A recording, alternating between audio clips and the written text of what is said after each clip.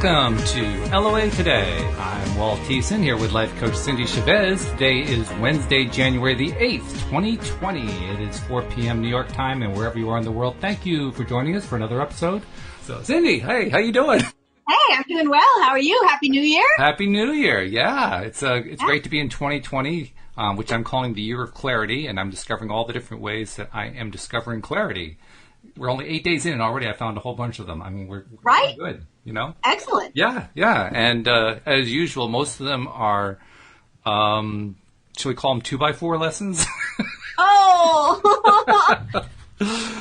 So, I'm working on it. But, hey, I'm learning from it. That's the main thing. I'm learning a lot of good stuff. Today, just before the podcast, I won't try to explain exactly what I learned because most people won't get the technical side of it. But basically, I learned that the approach I was taking to programming wasn't going to work. Very simply, in a nutshell. Which is a very good thing to discover before you get very far. This is true. So that's the way I'm looking at it. Like, okay, I now understand why I was running into so many problems. I now understand why I was in this place of, one thing after another frustrating the heck out of me.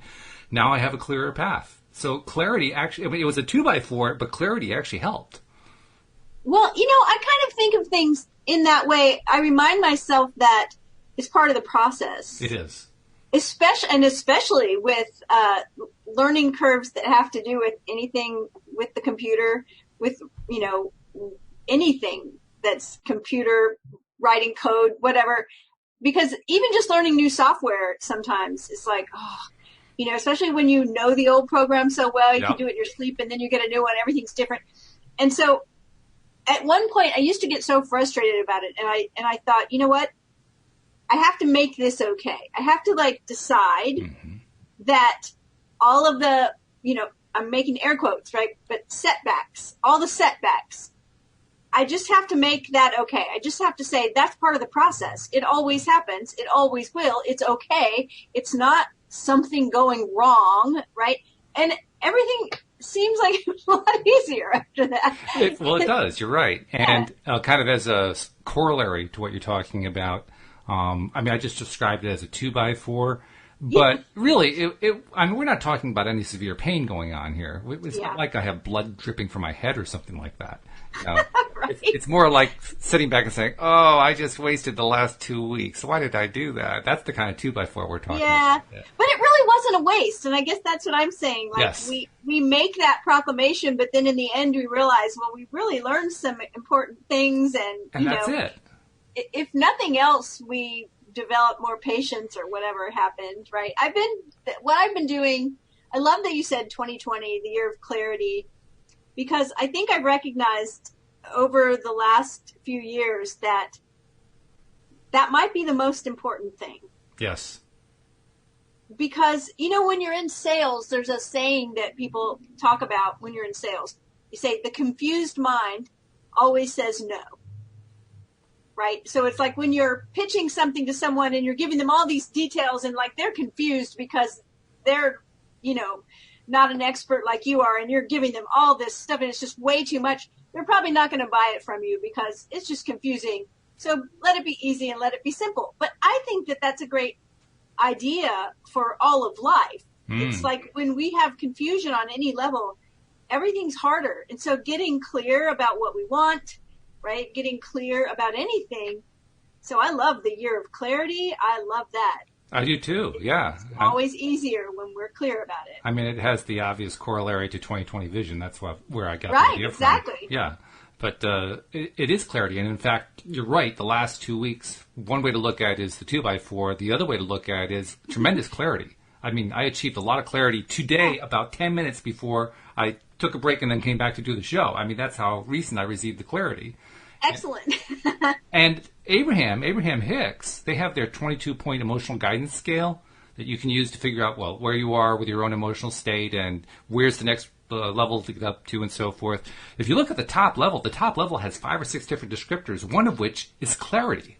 Oh, wow. Clarity is a very, very high vibrational state. It's equivalent to joy and happiness. That. Yeah, it's right at the top. So clarity is a good thing. Clarity is a very, very good thing. I talked to somebody this week who was wanting to hire me as a coach. And in the discussion, I asked this question. I said, okay, one of my packages is just 3 sessions with me. So we're just gonna hypothetically say you've just said yes to hiring me for 3 sessions. Sure. Okay. At the end of the 3rd session, what would you like to have accomplished? And they said, oh my gosh, I have absolutely no idea. And I said, well, then I can't help you get there. Right. Right? You can't get there from here. And I use the analogy, it might be silly, but I said, if you go into a restaurant and the server keeps coming over to take you, and you keep saying, I'm not sure. I have no idea. I don't know. Right. They may just keep giving you more time, and they may say, well, some people like this, maybe you like that. But until you can say, this is what I want, they may end up just finally kicking you out, right? Yeah, right. They can't deliver so you can't have what you want if you don't know what it is. And I think that is maybe the most important thing to understand about life, about law of attraction, about all of it. So this is the year. It is. It is the year. I feel it in my bones. I think I've said numerous times, and I continue to believe this. This is something that's going to be true for large numbers. I would number in the millions of people. I believe that 2020 is going to be a year where millions of people achieve levels of clarity way beyond anything they've ever done before. Yes. That's what I believe. I'm holding that vision with you. Yeah, yes. I'm there. So, anyway, we are 3 weeks away from having done our last episode on Neville Day, because Wednesday is Neville Day, almost to the point where I almost forgot where we were. So I'm glad. I know. Right? and to make things even more complicated, we'll be doing Neville for the next 2 weeks, and then after that, Louise and I are heading off to Florida, so we're going to miss some time. And then we'll come back and finish up some Neville again. So, I mean, it could be a while before we get to this relatively short book. That's what I say. I know, but the way I always look at it, it's go back and just review, if you want, because this stuff we can read it over and over and over. There's something new every time. It's always got something there. So I've said this from the very beginning. If we just did one Neville book over and over, it would still have something new every time we did it, because of the nature of the process and Neville, and us, because every time we look at it, it's a fresh look from a new perspective of where we are at that point in time in our lives, which is different from the point of time 10 years ago or 5 years ago or 3 days ago. I mean, It's always a different perspective. There's a saying that you can't, what is it? It's you never step in the same river twice. Yes. Mm-hmm. That's like this. I mean, we're different. The words on the page might not change, but our understanding of it does. And Definitely. We're different people every time. So, go back and review as you wait for the next one. But I'm excited.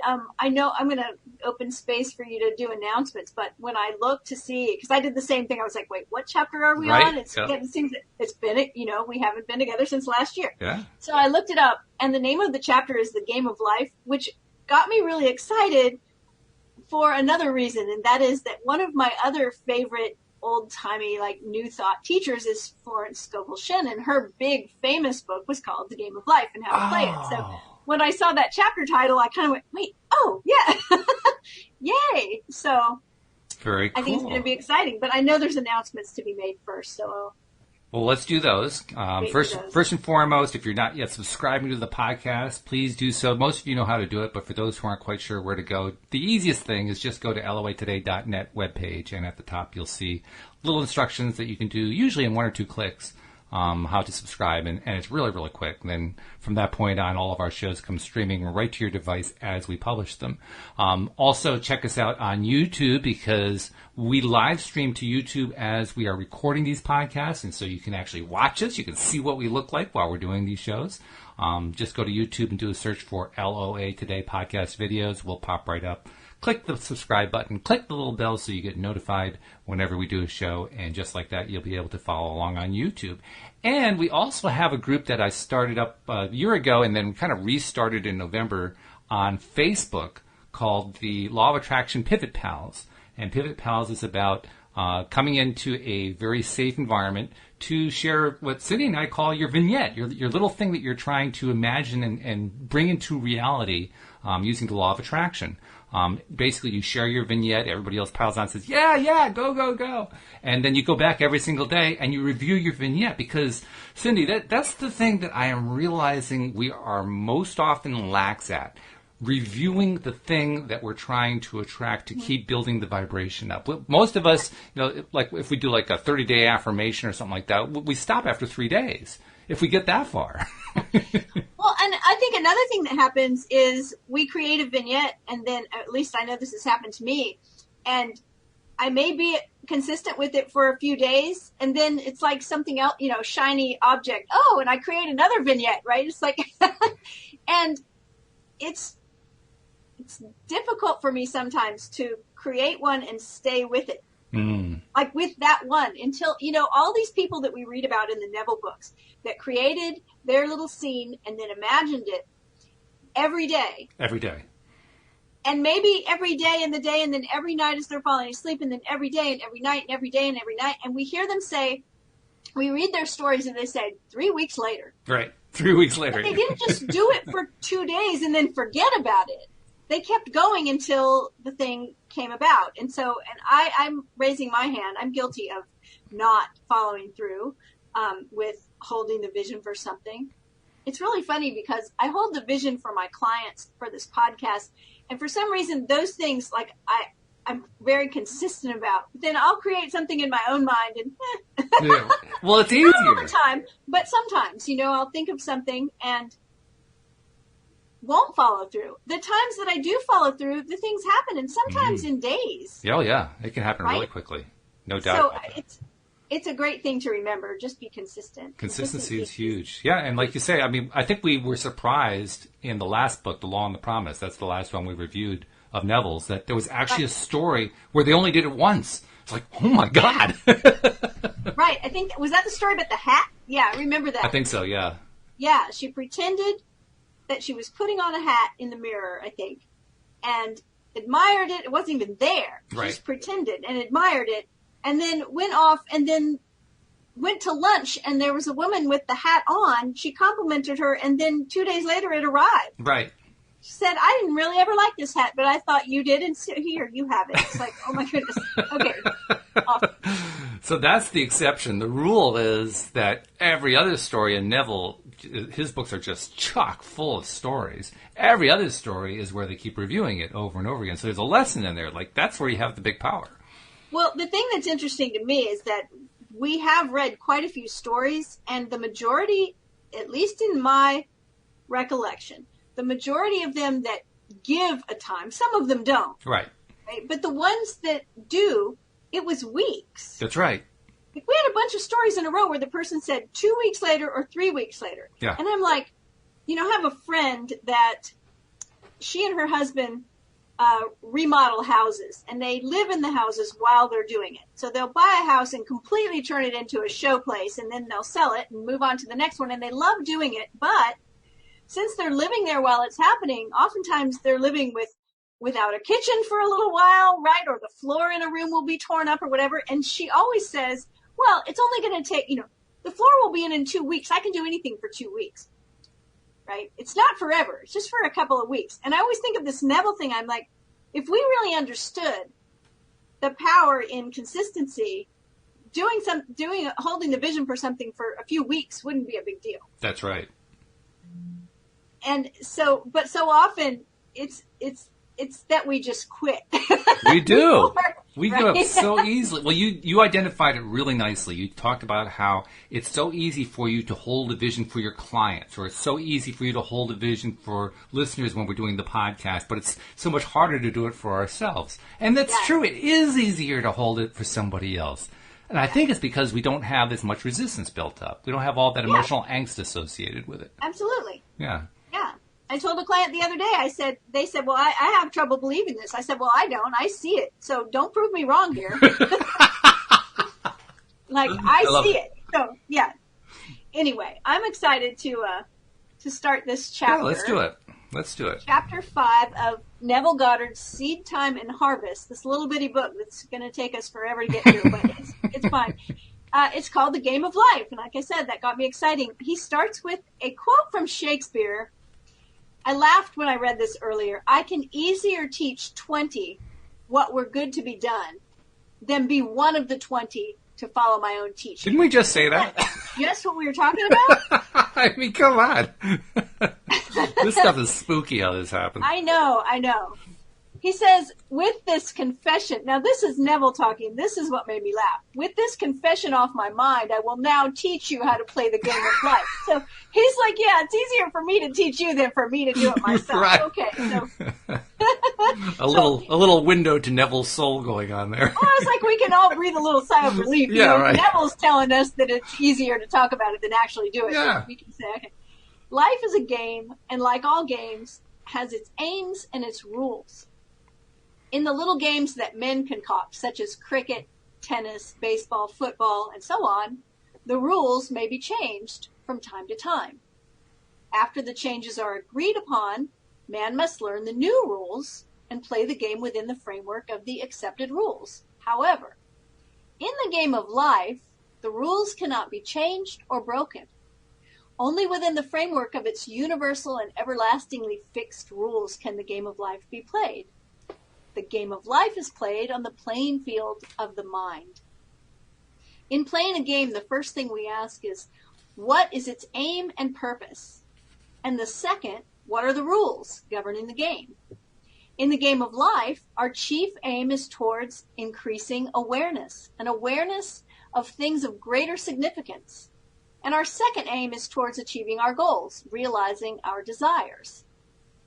As to our desires, the rules reach only so far as to indicate the way in which we should go to realize them, but the desires themselves must be the individual's own concern. The rules governing the game of life are simple, but it takes a lifetime of practice to use them wisely. Here is one of the rules. And he quotes from Proverbs, as he thinketh in his heart, so is he. Thinking is usually believed to be a function entirely untrammeled and free, without any rules to constrain it, but that is not true. Thinking moves by its own processes in a bounded territory with definite paths and patterns. Thinking follows the tracks laid down in one's own inner conversations. I want to stop there for a second and point out a couple things that stood out to me when I read this. Okay. The first one is that when he says thinking moves by its own processes in a bounded territory with definite paths and patterns. We've all heard over the last decade all of these things about brain science and neural connections and neural pathways. So I think it's interesting that Neville uses these words, in other words, that he says bounded and that he said paths. Mm-hmm.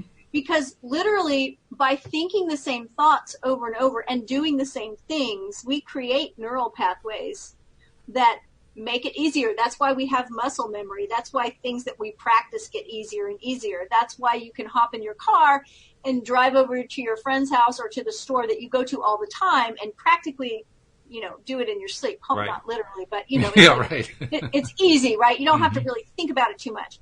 And so Neville is talking about that right here with paths in the brain, with thoughts having definite paths and patterns. And then he says thinking follows the tracks laid down in one's own inner conversations.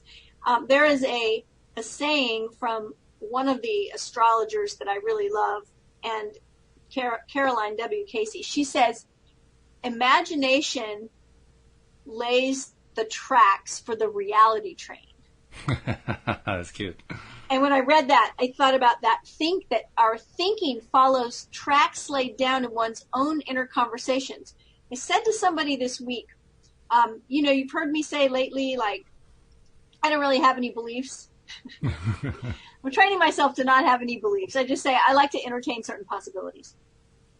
But I said to a client, if I do have one belief that I hold, is that our story is what creates our experience. Yes. And I would think that story is what Neville is talking about when he says our inner conversation. There's lots and bits and pieces to our story, but we do this all the time. We label ourselves in certain ways mm-hmm. with our likes and, I don't like that, and I really like this, and I don't care for that. And with our preferences, we create like a story about ourselves that we say over and over. We talk about it so much. And if we've had any kind of trauma, or any kind of circumstance that we've, survived, we often tell that story over and over. And so it just starts replicating. And I think that's what Neville is really getting at when he says thinking follows the tracks laid down in one's own inner conversations. He says all of us can realize our objectives. Before you go on, I want to add to that. Yes, please do. Because what you said is perfect. I love it. But it also occurred to me that there are a few ways you can look at that phrase. Thinking follows the tracks laid down in one's own inner conversations. Well, what are some of the tracks we lay down non-deliberately? They're the things that we habitually do over and over again every single day. So we watch the same television show over and over and over again, and then we expect different results. Well, wait a minute. Right? You're laying down some pretty solid tracks there, and they aren't going to really change until you change where your tracks are going. So, we really shouldn't be surprised about the truth of that. And we've talked about this before, people that when we say things about ourselves, like some of them are so common when I say them, and I don't say these about myself, but they're so common if I say them, you'll just recognize other people or yourself saying them, right? It's like, I'm not good at names. Yes, right. Mm-hmm. I'm not good at math. Mm-hmm. I always remember a face, right? These are things that they're like cliche because we hear them or say them so much. And when we're constantly saying that, it starts to create a reality. It does. Yeah. I mean, you said that you really want to have no beliefs, and I understand what you mean by that, but I also am reminded that a belief is a thought we've been thinking about for a long time. And, the longer we think about it, the more it becomes a strong belief. So, Right? It's like a thought we become married to. It does. Yeah. Yeah. So when you said, I don't want to have any beliefs, I think what you're really saying is I don't want to get stuck in the rut with any of these things that I've been thinking about over and over again. Right. Exactly. And I love that, that you brought out this about thinking following tracks laid down in our inner conversation, that it's not just inner conversation, but it's our consistent actions as well. Yeah. They go together. Everything starts following those tracks. Mm-hmm. So Neville says all of us can realize our objectives by the wise use of mind and speech. All of us. Want to really... Triple underline. Right? I like that. All of us.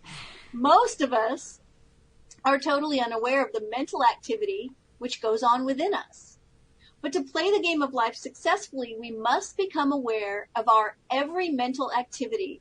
For this activity, in the form of inner conversations, is the cause of the outer phenomena of our life. Every idle word that man shall speak, they shall give account thereof in the day of judgment. For by thy words thou shalt be justified, and by thy words thou shalt be condemned. He's quoting from the Christian Bible in Matthew. Then he says, the law of the word cannot be broken. A bone of him shall not be broken, quoting another quote from the book of John. He goes on to say, the law of the word never overlooks an inner word, nor makes the smallest allowance for our ignorance of its power. It fashions life about us as we, by our inner conversations, fashion life within ourselves. This is done to reveal to us our position on the playing field of life. There is no opponent in the game of life. There's only the goal. We often, we've often talked about getting in our own way. Yes. Or, people, there's a saying, it's like, I am my own worst enemy or whatever. I think when Neville says there's no opponent in the game of life, only the goal, we could also say it's like it's all us. It reminds me of a line that came from a relatively recent movie. It came out, I would say, late 90s, early 2000s. I can't remember exactly when it was. It was called The Legend of Bagger Vance. And it was the story of, I saw this movie. Of a golfer? A golfer and a caddy. Okay. The golfer had gone through World War I and been traumatized and so forth. But he was also the local golf hero, and he was going to play in a match against Bobby Jones and Walter Hagen, the two best golfers of that generation.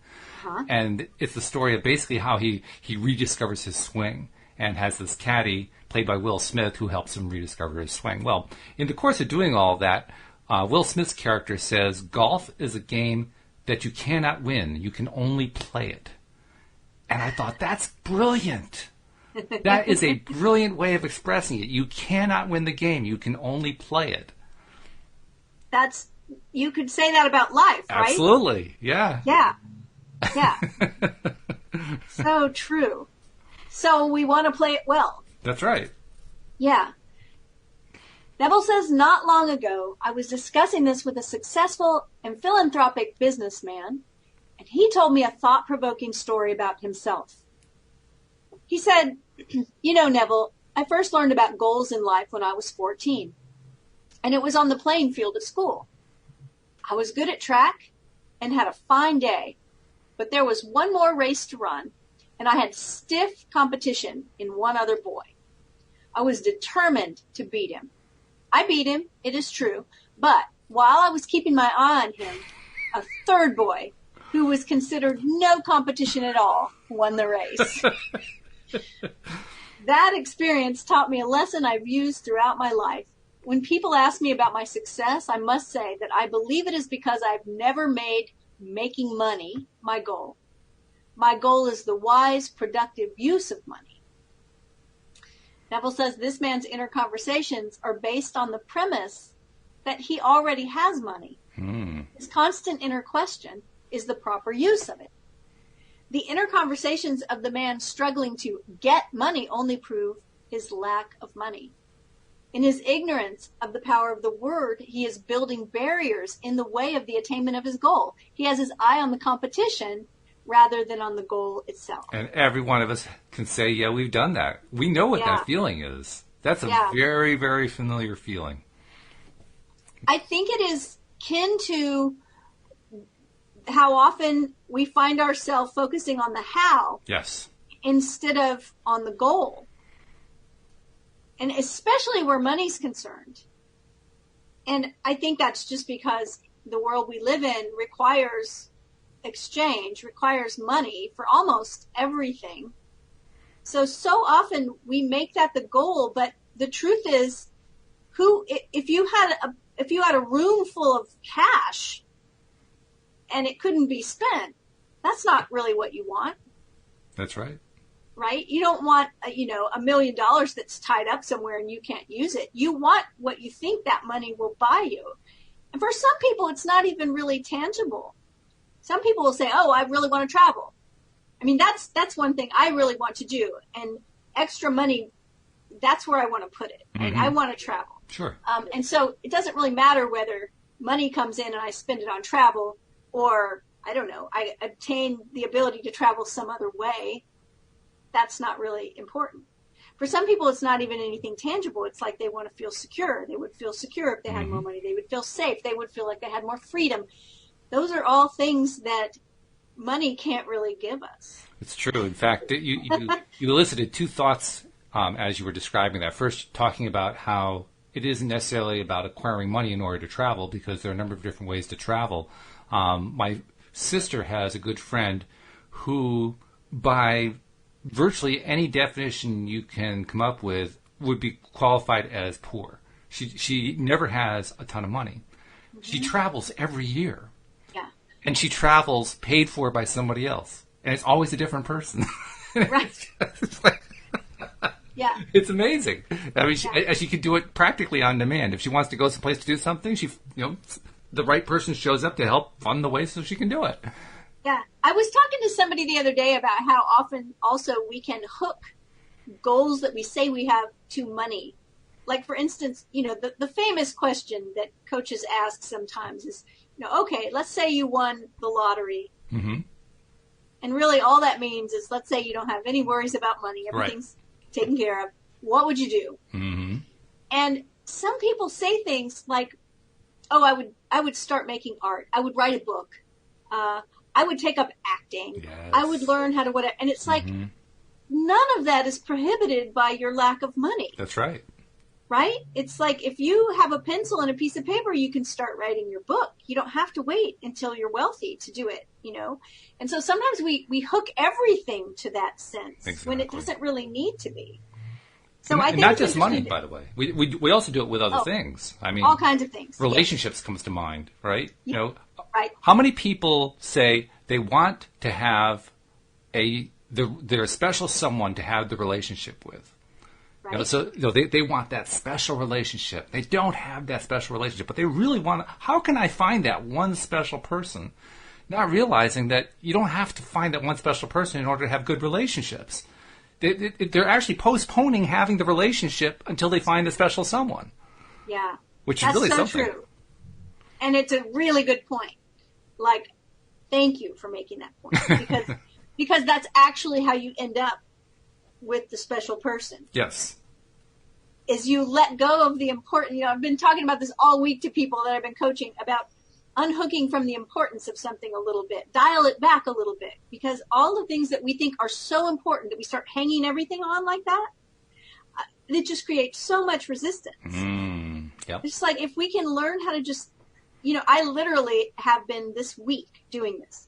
I've been sort of asking myself very quickly. I mean, it's become a process that happens very quickly, but anytime I recognize that something's has a bit of an emotional charge for me, or I feel stuck or anything like that, I take a look at what I've got going on and just dial back the importance. Like, in other words, like you said earlier, right? You said like a 2x4 moment. Right.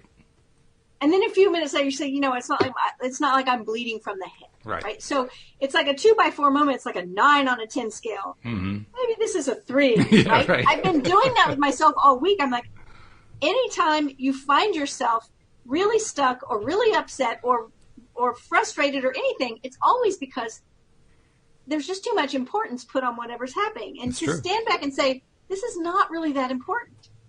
Or even if it is, can I pretend it's not? That's good.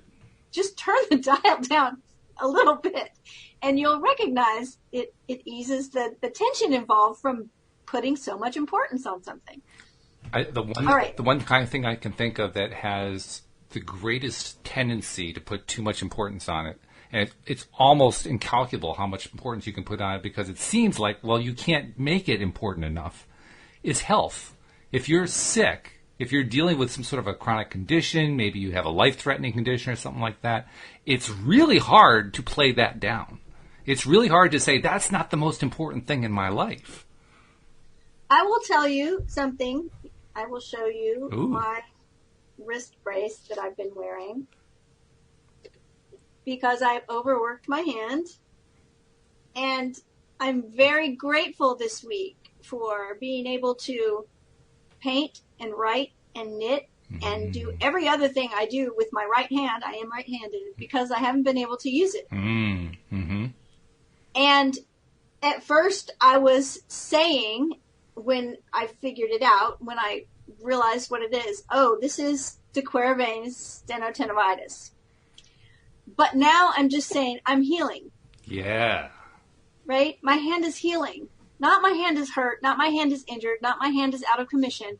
My hand is healing. Yeah. Because I'm wearing the brace, I'm putting ice on it, I'm doing all the things, right? I'm taking the mundane action. Right. I'm visualizing it. I'm picturing myself using my hand again perfectly with no pain. And they said I'd be in the wrist brace for 6 weeks. I've been in the wrist brace since Friday, and it's about 30 or 40% better. I love it. Why? Because it's healing. Yes. I'm healing.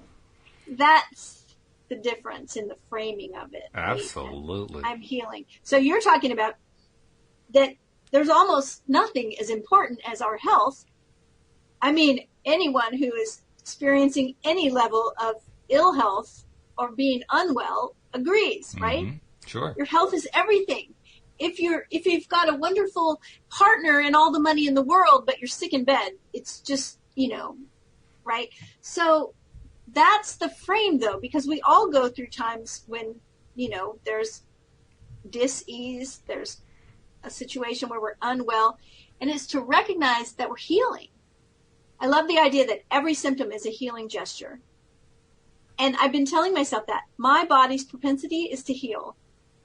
If I cut myself, what happens in a day or two? It's healing up. I can see it. That's right. The wound is closing up. It's healing up. It's scabbing over. It's getting well. I'm getting well. Mm-hmm. My wrist is healing. So that's it, I think. And I knew there was a good reason for me to bring up the health thing. Because on Monday, Louis D'Souza, who does the show with Astrid Kaufman and me, informed us that he had a skiing accident where he torn his calf muscle.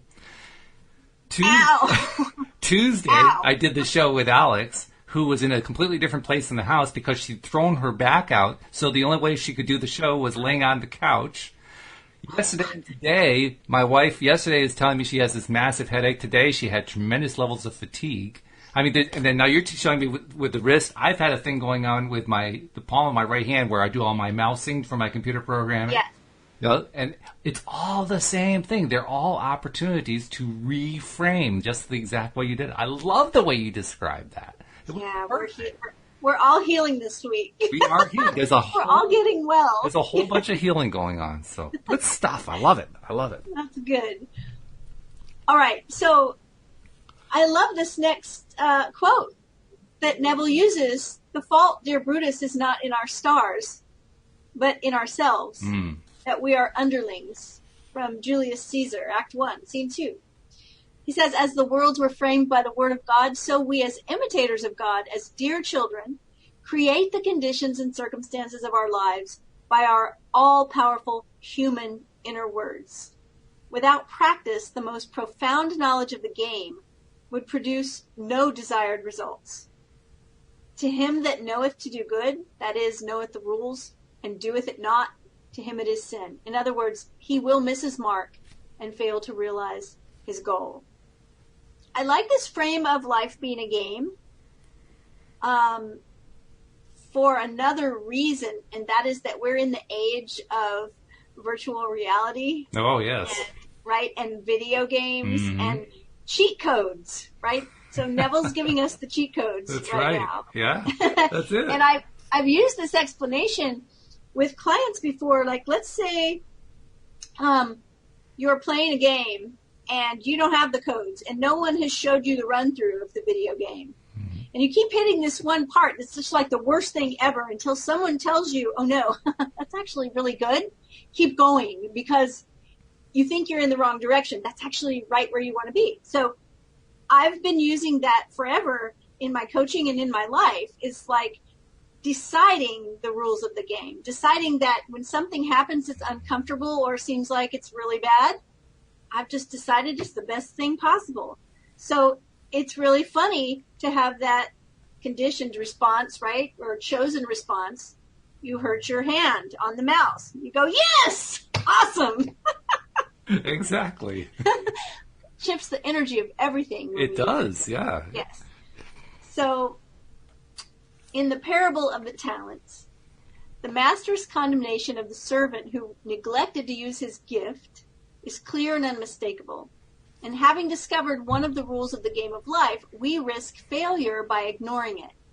The talent not used, like the limb not exercised, slumbers and finally atrophies. We must be doers of the word and not hearers only. Since thinking follows the tracks laid down in one's own inner conversations, not only can we see where we're going on the playing field of life by observing our inner conversations, but also we can determine where we will go by controlling and directing our inner talking. What would you think and say and do were you already the one you want to be? Begin to think and say and do this inwardly. You are told that there is a rod in heaven that revealeth secrets, and you must always remember that heaven is within you. And to make it crystal clear who God is, where he is, and what his secrets are, Daniel continues, quote, thy dream and thy visions of thy head are these. They reveal the tracks to which you are tied and point the direction in which you are going. This reminds me of many conversations that we have had, about identity, right? About it's who we are being. Who we are being. That person that we want to be. Right? He says, what would you think and say and do? Were you already the one you want to be? Yes. You're already the one that has that money in the bank. You're already the one that has written the bestseller. You're already one in a happy marriage. What would you think and say and do? Because that's where we want to go here. Yeah. He says this is what one woman did to turn the tracks to which she had been unhappily tied in the direction in which she wanted to go. For 2 years, she had kept herself estranged from the 3 people she loved most. She had had a quarrel with her daughter-in-law, who ordered her from her home. For those 2 years, she had not seen or heard from her son, her daughter-in-law, or her grandson, though she had sent her grandson numerous gifts in the meantime. Every time she thought of her family, which was daily, she carried on a mental conversation with her daughter-in-law, blaming her for the quarrel and accusing her of being selfish. Talk about laying the tracks. Right. And, we do this, though, right? We have a bad conversation with someone and we just run it over in our head over and over. Oh, yeah, replay it. We've talked about revising it, right? I wonder if that's what's going to happen. Upon hearing a lecture of mine one night, it was this very lecture on the game of life and how to play it, she suddenly realized she was the cause of the prolonged silence and that she and she alone must do something about it. Recognizing that her goal was to have the former loving relationship, she set herself the task of completely changing her inner talking. That very night, in her imagination, she constructed 2 loving, tender letters written to her, one from her daughter-in-law and the other from her grandson. In her imagination, she read them over and over until she fell asleep in the joyful mood of having received the letters. She repeated this imaginary act each night for 8 nights. On the morning of the 9th day, she received one envelope containing 2 letters, one from her daughter-in-law, one from her grandson. They were loving, tender letters inviting her to visit them, almost replicas of those she had constructed mentally. By using her imagination consciously and lovingly, she had turned the tracks to which she was tied in the direction she wanted to go, towards a happy family reunion. A change of attitude is a change of position on the playing field of life. The game of life is not being played out there in what's called space and time. The real moves in the game of life take place within, on the playing field of the mind. And he quotes Lawrence Hausman to close up this chapter, losing thy soul again to find, rendering toward that goal thy separate mind. Very interesting. Interesting in a number of different ways, but the one that is kind of grabbing my attention the most is, once again, this time it was like less than 2 weeks. It was about an 8-day period, but it was 8 a days. short period. The thing I started to think about was, I've mailed some letters recently that took 4 or 5 days to get there. Yeah. I don't know how long the post took in the time he's speaking of, but those letters were written to her probably a few days after, right? Because exactly. Yes. She received them on the morning of the 9th So day. in the age of email, that same thing would happen in, 3 or 4 days, perhaps, something like that. Right. Yeah. Well, I have done this before myself, and I've talked about it on our podcast, and I've coached clients to do it. People have reached out to me via email that have heard on the podcast, and we've talked about it. And that is, if you have a conversation like this one, or an estrangement situation that happened because there was an argument, there were words said, chances are there is a part of that conversation, either part that the person said to you or part you said to them, or both, that you can't get out of your mind, that you're playing over and over. Yes. And I always say, first, how does that make you feel? Oh, it makes me feel terrible. Like every time I think about those words, I just feel constricted. I have a knot in my stomach. My shoulders are tight. I feel my heart aches. It's like, okay, what would you have rather the conversation been? Take those 3 sentences and change them into what you would like. And then imagine that that's what happened. Play that conversation over and over in your head. And I have seen real, honest to goodness results in relationships from just that one method, just that one thing.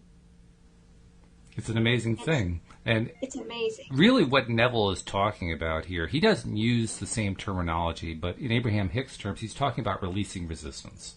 And when you release resistance, that's when amazing things happen. So he's basically describing a fairly straightforward way to release resistance. Simply just start changing the story that you're telling. That's it. I always want to point out that when we are resistant, it's always uncomfortable. Resistance is not a comfortable place to be. Mm-hmm. But there is resistance in both directions. There's a form of Buddhist meditation where we talk about releasing or being free of attachment and aversion. So attachment is, yes, I've got to have it this way. And aversion is, no, I don't want that to happen, right? But they're both resistant. They are. Yeah. And so, it's when we change the scenario in our mind, it just feels better. Like you said, we just release it. We release the resistance that comes with that uncomfortable situation. But we need to be consistent with it as well and keep doing it until the outward phenomena, like Neville says, actually changes. Now, there is another factor that can kind of trip us up, I guess you might say. Alex and I were talking about it yesterday. The factor of being so out of practice to the thing that we really want that we have trouble expressing it.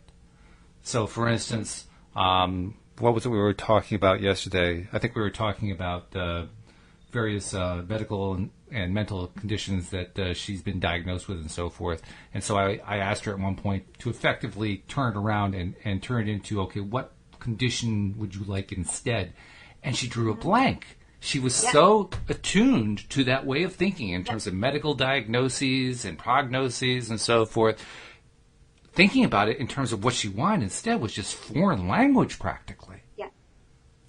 I mean, that's where we can really get stuck. Talk about resistance. That's so much resistance, we can't even remember what it is that we want. And that goes back to what you talked about at the beginning, knowing what you want. Well, it reminds me of the beginning of, it's been a year now, because it was January of 2019. The very first or second podcast of the year, I think we were still doing the early morning podcast. Mm-hmm. Yep. And I woke up one morning with a little bit of a sore throat. My ears hurt a little bit. Just, that, I always just call it the coming down with something feeling. And on a scale of 1 to 10, it was like a 1. Mm-hmm. But it was there. So immediately, the track, talk about the thought, the track my mind was laying down, I immediately said, oh no, I'm getting a sore throat. I have to do the podcast in an hour. My voice is going to be messed up. Yep. Oh my gosh, do I have a fever? I think I might have a fever. Is my head hurting? I think my head hurts. It's like I was imagining all of this stuff. I know. First I dialed it back. I was like, wait a minute. Like, you don't have you just have a little bit of a sore throat. And then I was like, okay, I'm focusing on what I don't want. What do I want? I want to feel better. Why? It was like so hard for my mind not to keep going, but my throat hurts, but I think I have chills. Yeah. And so I started writing this list. I want to feel better because I want to have a lot of energy. I want to feel good because I want to show up on the podcast happy with my voice in good shape. I tried to stay away from saying I don't want, I don't want a sore throat. I don't want a headache. And just start talking about why I wanted to feel good. And it was really hard to do for some reason. It was hard to do. And when I asked myself, why do you want to feel better? The first answer was because I don't want to feel sick, because I don't want this cold. And that's not the right answer. The right answer is to look for what you want and why. And I did that for, I think it was like a week or 10 days. Like every morning I would wake up and it had started again. And it never got past a certain point. Never. Mm-hmm. It never bloomed into a full head cold. Yeah. It was trying. And it was easy to go down that track. Track was easy. It was really easy to start saying, oh no, I feel a fever. I feel chills. I feel a headache. Sure. I feel, blah, blah, blah, blah. Yeah. I'm going to be in bed for a week. I'm going to miss out on this and that. It's like so easy to let the train go down that track. So it just it takes some work because we're not used to it, like you said. It takes practice. Yeah. It takes practice. That's all. I think it's actually one of the reasons why it's so important to spend time when we're well, when things are going pretty well, appreciating the things that are going well and identifying them and expressing them and saying the positive things, the things that feel good, for the practice of saying them, because it gives us kind of like a vocabulary ammunition when things aren't going right. Like it's a go-to, Right. And then if you can add that other piece in where recognizing it's a game and so you're just going to have a completely unreasonable response to something that seems wrong and just say, yes, excellent. He would never do that, right? But it shifts the energy because you're not going down that groove of being upset about whatever it is. And amazing things happen when we do that. I mean, truly amazing. I mentioned that Louis hurt his calf muscle when he was skiing and he's laid up, right? And so we did a show about that. But on his suggestion, now Louis is about as non-Christian as you and I are, okay? So on his suggestion, we called it Prayer and the Law of Attraction. Okay. And what he wanted to do was define what he thought the proper use of prayer was. And what he was suggesting ultimately was everybody else thinking good thoughts for his healing. Yes, right? So, but look what happened here. We have a guy who, like you and me, has this big resistance about all that religious stuff, who is now turning and pivoting around because he was feeling so good about it to take a concept and turn it into what he wanted it to be. That's a complete shift of mental track. That's laying new tracks. That's it. Well, it's funny because I recognized at some point that, you know what, as far as I'm concerned, it's all just the same stuff, whether you want to call it meditation or a prayer or a spell or whatever, which, some people are going to get really out of sorts about that kind of talk. I understand that. I am not casting spells, right? I'm saying prayers. But there are those of us also who are like, yeah, no, I don't want to say that I'm saying prayers because, and it's all just energy. It's all just energy and intention. Mm-hmm. It's like you said, it's just sending good energy and good intentions. It's intentions for someone's healing, for someone's well-being, for someone's good fortune. That's all we're doing, however we feel most comfortable doing it. Yeah, that's good. By the way, I had to pass something along to you. Whenever you send an email to somebody, your signature at the bottom of the email says "Love and Magic, Cindie." And I mentioned that to Alex yesterday, and she absolutely loved that. So I want you to know, and not only that, she has a similar signature. Her signature is "Have a Magical, Mystical Day." So you guys actually have a little commonality going on right there, but both referring to the idea of magic, which is essentially the same thing. Yeah, exactly. Yeah. And that's the way I think of it. It's just a form that, it's kind of like music, right? Mm-hmm. Some people, do you like music? Oh, I love music. I love music. Music is my whole life. What kind of music? Country music. Oh, well, I like classical music. So it's like this one over here, it's like, oh, I like jazz and rock and roll, but it's just music, right? And we all like things in certain forms. We have our preferences. We're different. So some of us pray, some of us meditate, some of us chant, some of us cast spells, and some of us do all of it. And, and some of us do podcasts about it. Right? Exactly. So it's just energy. It's just energy. It is energy. And that's good. I like the perspective there because it's a reminder that all of these things that we're doing are not only forms of energy, they are expressions of energy. And as such, when we think of them that way, it becomes, I think, easier to shift them if we want to shift them. Just because now, it's just energy I'm dealing with here. I don't have to butt my head up against this major barrier anymore. I can just think of it in terms of shifting energy. And that's a whole lot easier than trying to butt against a barrier. It's just making choices and shifting energy. Yeah. Yeah. We're just deciding what it is that we want and then shifting the energy so it's aligned with that. That's very so cool I like stuff. this. I like this chapter a whole lot. I like the idea of the game of life. And that we don't have any opponents. That's true. Florence Scovill Schinn says there's no competition on the spiritual plane. And I always remember that. Sometimes in business, people get very competitive or they worry about their competition, Sure. right? Coaches might worry about other coaches that are doing this or that, or podcasters might worry about, what about the other podcasts? Yeah. It's like competition. There's no competition. There's no competition for us. There isn't. Boy, doesn't that make it a whole lot easier? I mean, when you don't have to go compete against something. Yeah, we don't. In fact, there was a time I used to think in terms of competing against myself. Now I've realized I don't really want to compete against myself. That's just another way of saying I'm wrong. I don't need that. No, that's being your own worst enemy, right? It really is, yes. Like, no, you are not your own opponent even. There's no opponent. There's just no opponent. Just play the game. You can't win it.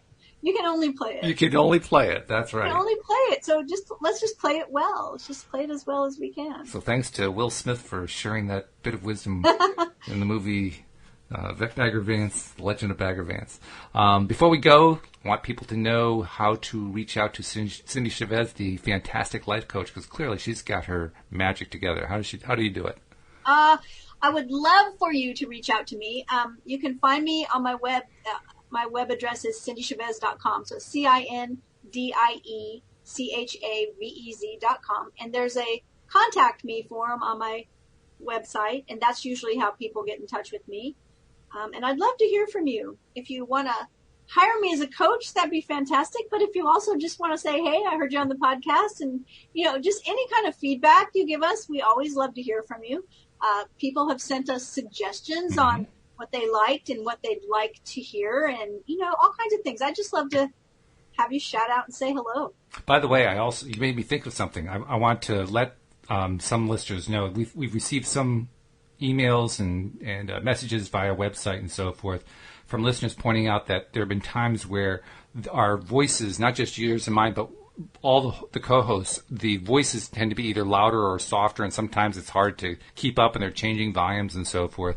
And I want to let you guys all know the Zoom platform actually gives us a couple different ways to record. Up until about 2 or 3 weeks ago, I was recording using the built-in online recording system. But there's a second way you can do it. You can also record locally to the computer. And when you do that, it actually splits the different voices into separate channels. And so I finally put 2 and 2 together to get 4. And I'm not using the pre-recorded versions, the pre-mixed version, I should say. I'm not using that anymore. Instead, I'm taking the individual channels and I'm rebalancing them. So I think people are going to find going forward that the voices are much more even than they were before. And plus, the other nice benefit of doing it this way is that when we go through Zoom, it turns everything into mono. So even the stereo music becomes mono. But when I remix it the way I'm going to remix it, now we get the stereo music again. So we get the stereo music once again. Just a little added benefit. That's important. Yeah. That's right. Well, we've already agreed that music is important. I mean, I remember that like a year ago where we were having some technical issues, and there was one point where you couldn't even hear the music, and you were missing it because it was important to hear it when you're doing the show, right? Yes. So, yeah, very important stuff. So, good. Okay, well, back to Neville again. I'm glad we're doing it. I'm glad we're going to have another week to pick up on next week, and hopefully we'll get Neville done by the end of the month. We'll see what happens. That's the plan. That's the plan. In the meantime, we'll have lots and lots of fun. Thank you very much, Cindie. We really appreciate your perspectives in all of this. It's very, very useful. I love being here. Thank you to our podcast listeners as well, and we'll see you all next time here on LOA Today. Goodbye, everybody. Bye, everyone.